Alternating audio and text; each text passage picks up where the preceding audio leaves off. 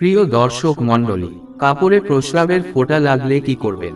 সমস্যার কারণে দাঁড়িয়ে প্রস্রাব করার কারণে কাপড়ে ছিটা ছিটা প্রস্রাব লাগলে কি করবেন? এ বিষয়ে আলোচনা করব এই ভিডিওতে। তাই ধৈর্য সহকারে পুরো ভিডিওটা দেখুন। ভিডিওটি ভালো লাগলে একটা লাইক দিন। আর আপনি যদি এই চ্যানেলে নতুন হয়ে থাকো তাহলে চ্যানেলটি সাবস্ক্রাইব করে দিন। ভিডিওটা দেখার পর শেয়ার করে অন্যদের এই ভিডিওটা দেখার সুযোগ করে দিন। আর আপনার কি ধরনের ভিডিও প্রয়োজন অবশ্যই কমেন্টে জানিয়ে দিবেন। চলো শুরু করি। কর্মস্থলের কারণে অনেকে নির্দিষ্ট ড্রেস ব্যবহার করেন এবং প্রস্রাবের প্রয়োজন হলে দাঁড়িয়ে প্রস্রাব করতে হয়। বসার স্থানে নাপাকি থাকে এবং অফিসের ড্রেসের কারণে অনেক সময় বসা সম্ভব হয় না। প্রস্রাবের ছিটা থেকে নিরাপদ থাকতে টিস্যু পানীয় যথারীতি করেন। এরপরও দাঁড়িয়ে প্রস্রাব করার বিন্দু বিন্দু যে ফোঁটা প্যান্টে লেগে থাকে। প্রথম চেষ্টা করা সময় একটু বেশি লাগলেও বসে প্রস্রাব করা।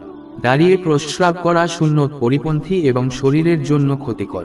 হযরত উমর রাদিয়াল্লাহু তাআলা আনহু বলেন, রাসূল সাল্লাল্লাহু আলাইহিস সালাম আমাকে দাঁড়িয়ে প্রস্রাব করতে দেখে বললেন, হে উমর, দাঁড়িয়ে প্রস্রাব করো না। হযরত উমর রাদিয়াল্লাহু তাআলা আনহু বলেন, এরপর থেকে আমি আর কখনো দাঁড়িয়ে প্রস্রাব করিনি। তাই বসার স্থানে নাপাকি থাকতে পারে বা সময় বেশি লাগতে পারে এটা মনে করে দাঁড়িয়ে প্রস্রাব করা ঠিক নয়। তবে যদি কখনো বসে প্রস্রাব করতে গেলে ময়লা আবর্জনা বা নাপাকি লাগার আশঙ্কা থাকে এবং প্রস্রাব করার মতো উপযুক্ত কোনো জায়গা বা অবস্থা না থাকে তাহলে দাঁড়িয়ে প্রস্রাব করা যাবে। আর প্রস্রাবের বিন্দু বিন্দু ছিটা কাপড়ে কিংবা শরীরে লাগার ব্যাপারে নিশ্চিত হলেও তা ধৌত করা আবশ্যক নয়। বরং ওই অবস্থায় অজু করে নামাজ আদায় করা বৈধ, যদিও তা মাকরুহে তানজিহি। সেমতে সম্ভব হলে পূর্ণ পরিষ্কার হয়েই নামাজ আদায় করা চাই। প্রিয় দর্শক, আমরা বুঝতে পারলাম যে যদি সম্ভব হয় তাহলে ধুয়ে নামাজ পড়তে হবে। আর যদি সম্ভব না হয় তাহলে অজু করে নামাজ পড়লে হয়ে যাবে।